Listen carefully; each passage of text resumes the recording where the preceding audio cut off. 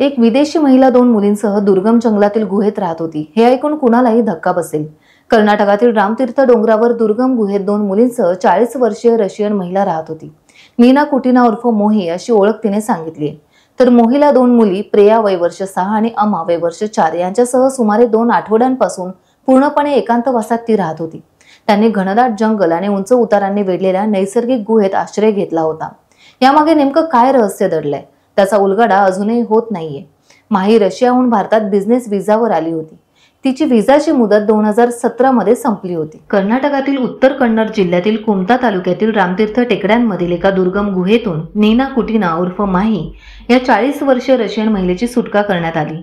जवळजवळ 2 आठवडे पूर्णपणे एकांतवासात राहिल्यानंतर तिची 6 आणि 4 वर्षांची 2 लहान मुली देखील वाचवण्यात आली। कुटिना, जिला मोही म्हणूनही ओळखले जाते, ती रशियाहून भारतात गोव्याला आली। तेथून गोकर्ण या आध्यात्मिक शहरात ती पोहोचली, जिथे ती हिंदू धर्म आणि भारतीय आध्यात्मिक परंपरांनी खोलवर आकर्षित झाली। एका दूरच्या गुहेत होते मोहीचे घर। घनदाट जंगले आणि उंच उतारांनी वेढलेल्या एका नैसर्गिक गुहेत आश्रय तिने घेतला होता।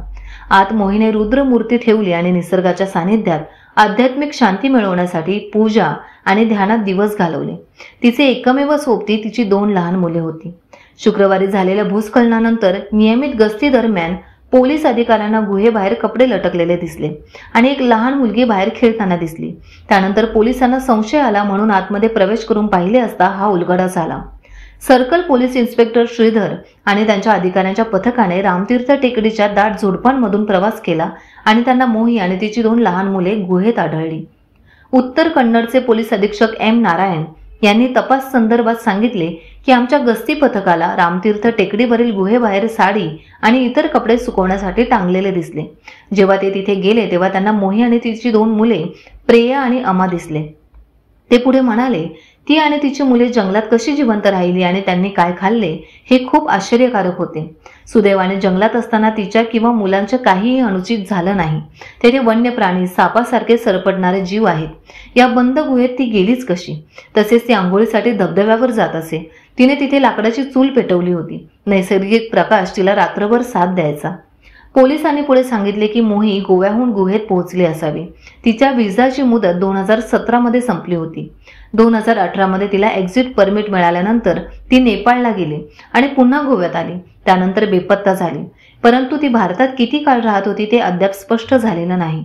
तसेच तिच्याकडे असलेल्या मुलांचा बाप कुठे आहे? तिच्या सोबत कोणी रशियातून आलं होतं का? याचा पोलीस तपास सुरू आहे। दोन्ही मुलींचा जन्म भारतात लपून असतानाच झाला असे तपासात समोर आले आहे। यासाठी तिने वैद्यकीय मदत घेतली होती का याचाही तपास पोलीस आता करीत आहेत। परंतु ती भारतात किती काळ राहत होती हे अद्याप स्पष्ट झालेलं नाही। तसेच तिच्याकडे असलेल्या मुलांचा बाप कुठे आहे? तिच्यासोबत कोणी रशियातून आलं होतं का याचा तपास पोलीस घेत आहेत। दोन्ही मुलींचा जन्म भारतात लपून असतानाच झाला असे तपासात समोर आले। यासाठी तिने वैद्यकीय मदत घेतली होती का याचाही तपास आता पोलीस करत आहेत। टाइम्स डिजिटलला लाईक करा, शेअर करा, सबस्क्राइब करा आणि बेल आयकॉन दाबायला विसरू नका। Times digital.